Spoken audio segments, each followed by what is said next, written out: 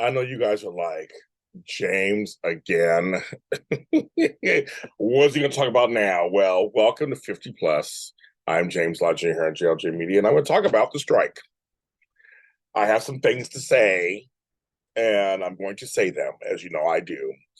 And I just, number one, want to say I'm looking for compassion and grace and understanding from people, and you don't always get it.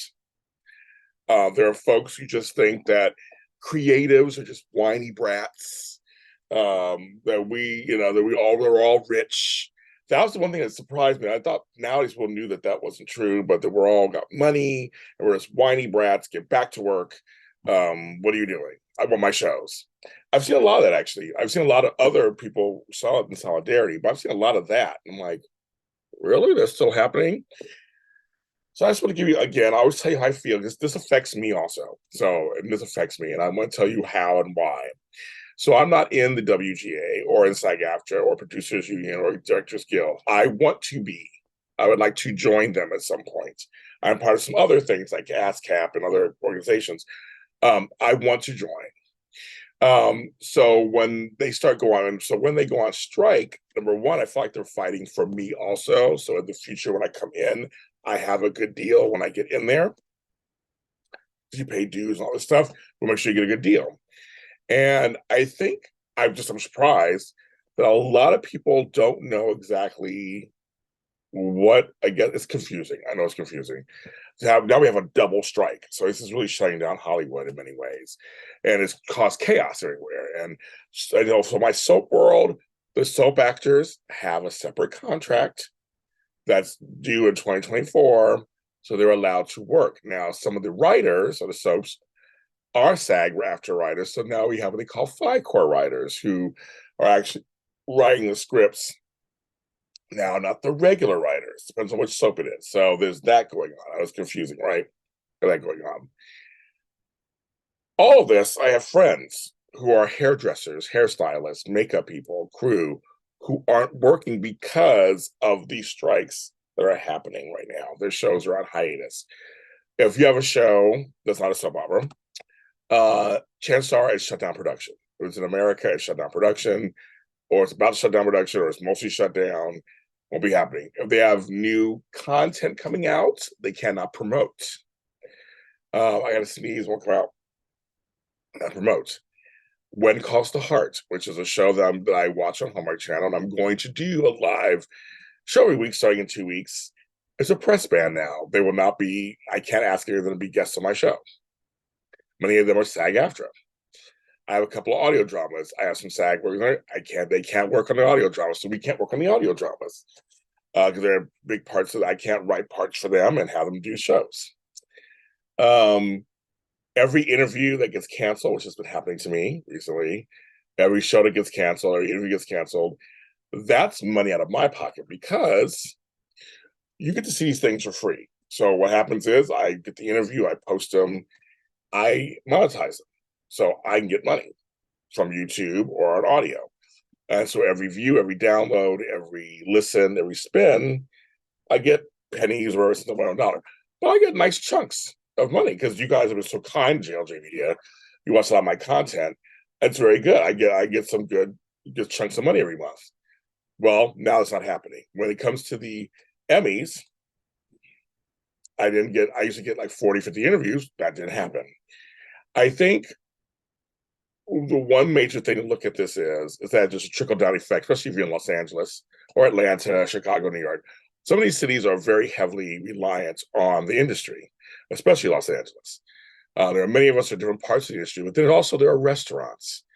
There are, catering and restaurants, hospitality, um, stores, clothing stores, retail, dry cleaners, tailors, dressmakers. All these things that continually keep us going and keep our industry going that support the industry is a problem.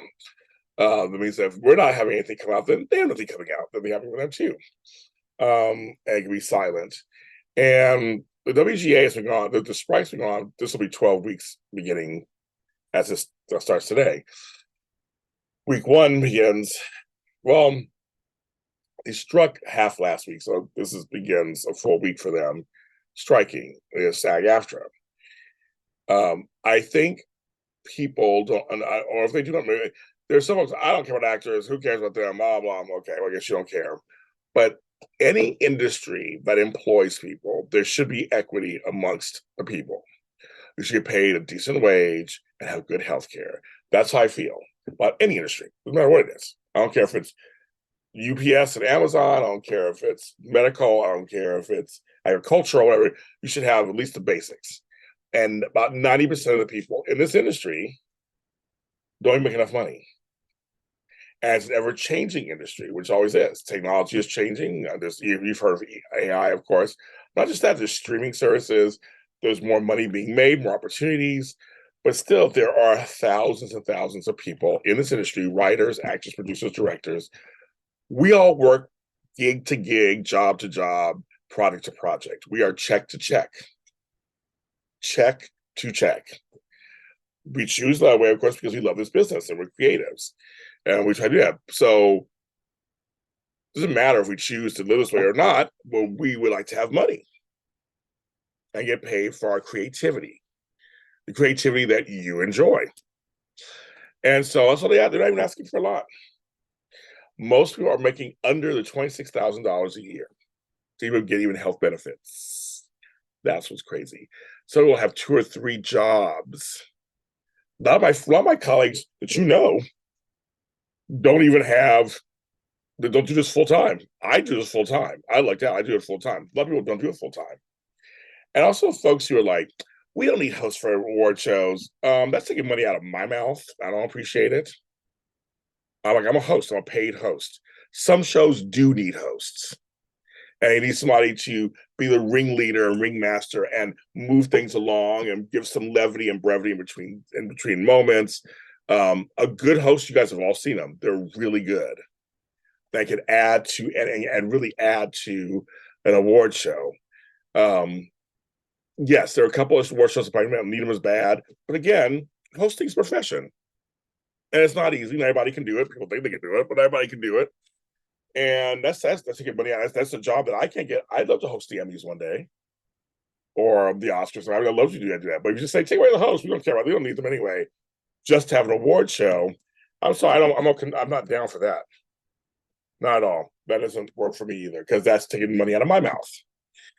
There's a lot of professions here, all the way from back house, work to data entry and everything that's affected by these strikes.